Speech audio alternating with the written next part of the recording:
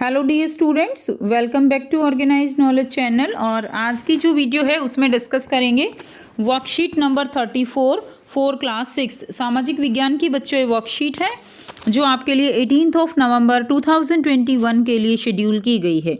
आज की जो वर्कशीट है प्यारे बच्चों, उसमें हम पढ़ेंगे सरकार के प्रकार के बारे में। वर्कशीट शुरू करने से पहले प्लीज़ चैनल को सब्सक्राइब कर दीजिए, बेल आइकन को प्रेस कर लो ताकि आपको आने वाली वीडियोस की नोटिफिकेशन वो समय से मिल जाए। देखिए आज की वर्कशीट में क्या दिया गया है। जैसा कि आपने पिछली वर्कशीट में पढ़ा था, किसी भी देश में सभी लोग एक साथ मिलकर रह सकें, इसके लिए भी नियम बनाने होते हैं। ठीक है, तो सभी लोग एक साथ मिलकर रहें, इसके लिए क्या बनाते हैं? नियम बनाते हैं। जैसे हमने सड़क के नियमों के बारे में पढ़ा, हमने पढ़ा कि स्कूल में भी कुछ नियम होते हैं। तो ये जो नियम होते हैं ये हमने पढ़ा कि किसी भी देश का कानून कहा जाता है, जो अलग अलग देशों में वहाँ के तौर तरीके, वहाँ के कल्चर, वहाँ की संस्कृति के हिसाब से अलग अलग बनाए जाते हैं। किसी भी देश में कानून बनाने तथा पालन करवाने की जिम्मेदारी जो है वो किसकी होती है? वो सरकार की जिम्मेदारी होती है। यानी इस वर्कशीट में हम पढ़ेंगे कि जो सरकार होती है वो कितने टाइप की होती है। जहां लोग मिलकर चुनावों के माध्यम से अपने प्रतिनिधियों को चुनते हैं और चुने हुए प्रतिनिधि मिलकर सरकार बनाते हैं, ऐसी सरकार लोकतांत्रिक सरकार कहलाती है। ठीक है, यानी जैसे हमारे भारत में है, इंडिया में जो लोग हैं वो वोट देते हैं और जब वोट दी जाती हैं तो जो प्रतिनिधि होते हैं उनमें से एमएलए एमपी बनते हैं और फिर वो लोग मिलकर सरकार बनाते हैं। तो हमारे इंडिया में जो सरकार है वो कैसी है? वो लोकतांत्रिक सरकार है, जहाँ पर सभी को वोट देने का अधिकार होता है, अपनी इच्छा से सरकार चुनने का अधिकार होता है और सभी लोगों को हर कार्य के लिए समान अवसर दिए जाते हैं। चुनी हुई सरकार एक निश्चित समय के लिए लोगों के लिए काम करती है। जैसे इंडिया में हर 5 साल के बाद इलेक्शन होते हैं, तो जो सरकार चुनी जाएगी वो 5 साल के लिए रहेगी और अगर सरकार अच्छा कार्य नहीं करती है तो नेक्स्ट टाइम लोग जो है उसको नहीं चुनेंगे। तो इतनी ज़्यादा जो है यहाँ पर क्या है, लोकतांत्रिक सरकार में लोगों के पास ये जो पावर है, ये जो शक्ति है सरकार चुनने की, इसमें वो होती है। सरकार के किए हुए कार्य के विषय में लोग जानकारी ले सकते हैं तथा प्रश्न कर सकते हैं। यानी सरकार से प्रश्न जो है उनके द्वारा किए गए कार्यों के बारे में पूछा जा सकता है तथा इन कार्यों को करने के लिए सरकार के पास कुछ अधिकार शक्तियों के रूप में होते हैं। तो उनके पास कुछ अधिकार भी होते हैं जिनको हम सरकार की शक्ति कह सकते हैं। ठीक है, देश के लोगों के बीच समन्वय बनाने के लिए सरकार नियम या कानून बनाती है जो लिखित रूप में होते हैं। ये कानून सभी लोगों के बीच समान रूप से लागू होते हैं। तो देश के जो लोग हैं उनके बीच में जो है समन्वय, यानी जो कार्य है देश का वो सुचारू रूप से चलता रहे, उसके लिए ये नियम और कानून बनाए जाते हैं और जो कि किस में होते हैं? लिखित रूप में होते हैं।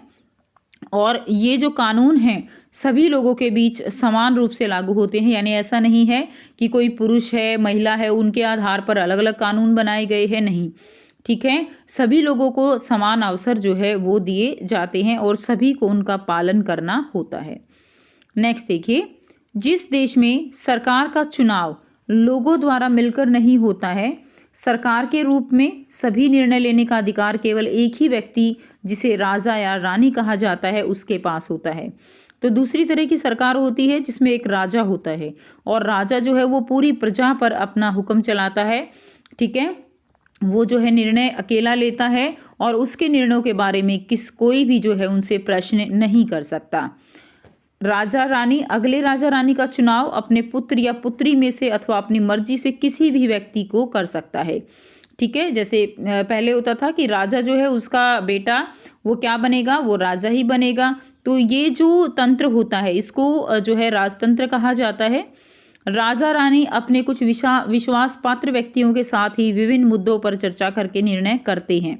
तो जो राजा रानी होते हैं वो कुछ जो अपने विश्वास पात्र उनके व्यक्ति हैं ठीक है, उनके उनके ऊपर जो है वो विश्वास करते हैं और विभिन्न जो मुद्दे होते हैं उन पर वो चर्चा करके निर्णय करते हैं और वो निर्णय प्रजा को मानना पड़ता है।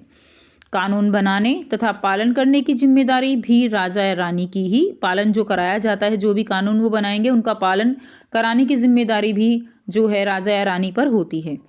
राजा रानी द्वारा लिए गए निर्णयों तथा किए हुए कार्यों के विषय में लोग न तो जानकारी ले सकते हैं और न ही प्रश्न कर सकते हैं। ऐसे देश की सरकार को राजतंत्र कहा जाता है। तो ऐसे देश की सरकार को क्या कहेंगे? उसको राजतंत्र कहा जाता है, यानी राजा का जो राज है, ठीक है, वो राजतंत्र कहलाएगा। और जिसमें सभी लोग मिलकर वोट देकर अपनी सरकार चुनेंगे वो लोकतांत्रिक सरकार कहलाती है। अब आपको यहाँ पर बच्चों एक बहुत ही आसान सा प्रश्न दिया गया है। प्रश्न है, आप अपने देश में कैसी सरकार पसंद करेंगे, लोकतंत्र अथवा राजतंत्र? कोई दो कारण बताइए। तो देखिए, आपने अभी लोकतंत्र के बारे में भी पढ़ा, आपने राजतंत्र के बारे में भी पढ़ा, तो अब आप तुलना कर सकते हो कि कौन सी सरकार जो है वो अच्छी है और कौन सी सरकार हमें चाहिए। तो हम अपने देश में लोकतांत्रिक सरकार पसंद करेंगे, ठीक है, जैसा कि हमारे देश में पहले से ही है। तो हम अपने देश में लोकतांत्रिक सरकार पसंद क्यों करेंगे? तो कोई दो कारण आपको बताने हैं। पहला, सभी को वोट देने का अधिकार मिलता है, तो सभी अपनी इच्छा से वोट दे सकते हैं। दूसरा, सभी लोगों को समान अवसर प्रदान किए जाते हैं, तो लोकतंत्र में सभी को समान अवसर मिलते हैं। सो ये थी प्यारे बच्चों आपकी आज की एसएसटी की वर्कशीट। आई होप सभी बच्चों को ये क्लियर है।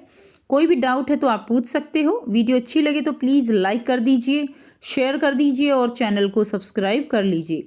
सो थैंक्स फॉर वॉचिंग। मिलते हैं नेक्स्ट वीडियो में नेक्स्ट वर्कशीट के साथ। Take care, bye bye.